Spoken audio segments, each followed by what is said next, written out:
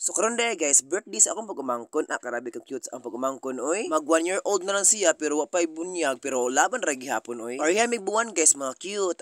Ire. Sunod man sad guys ka cute me. Tuway giri ak butok ka. So for today's video guys, mga buong kag Pilipinas. So karon day guys, mag-training me sa volleyball kay naa mi liga pohon dito sa Kandihay. So akong porma na of course, bakit na kaayo of course ay init kaayo. Pasad view guys para pog naasog ilong. Halag mo buog ilong basta laban ra gyud ang atong naong. So for this video guys, nag-prepare ko og saging kay of course mag-training man basin gutomon pud ta ba mag-prepare ta og saging nga dinungag. Sakto pud kaayo guys ina ko mag-training nimo of course gutomon man ka of course nakakot ko uton udi ka gutomon. Di ay ako uta. Hoy ereng. So shout out de kus akong mga kauban gikan lain-lain barangay guys na barangay Babaoran, Pag-asa, Gabi, Bugang og especially sa among barangay Bulilis. So nagpasalamat pud ni 4D guys si Mark Lasaka na pud siya kuan Facebook page Mark Lasaka say tungod niya na kuan pud mi guys ba na train pud mi og na tapok pod may tungod pod niya. So kato nga days guys is mao to ang 1 day training namo. Unsa karon na pod kay 2 days may need na mag-training so mag-training pod may for today's video. So lain na pod outfit si Oka of course the end man kay mano ni last na to nga kuan training of course maning kamot tao niya pag uwi na training guys.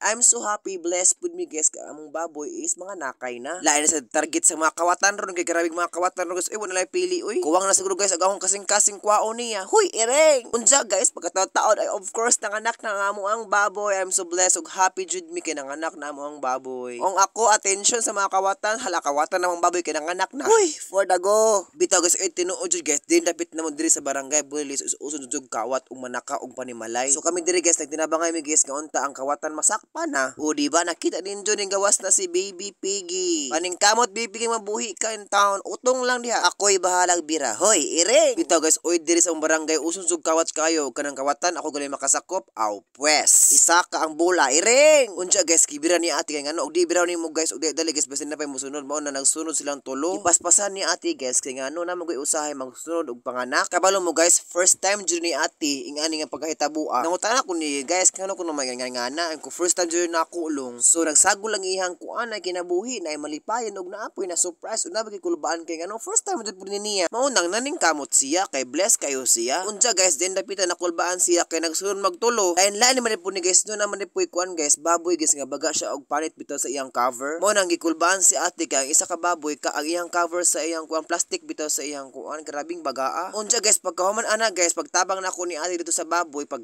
sa mga ngipon sa baboy pagputol pag nail cutter of course dito ko sa San Vicente kay invite ko sa ilang exhibition games ilang volleyball. Paita ni mga lehero taoy. Hoy for the go. So nagpasalamat dahil ko sa barangay San Vicente sa ski chairman o sa ski teacher og tanang official sa San Vicente. Unya guys pagkaugmaan na of course gi-invite na buta sa ski chairman sa Los Angeles kay magpa-exhibition kuno sila diri sa ilahang covered court og volleyball. Unya guys before mag-end ang video ako din ang shout out sa mga women dito sa Los Angeles kay nakita sila na og gahapon. Salamat kaayo og amping ta kanunay.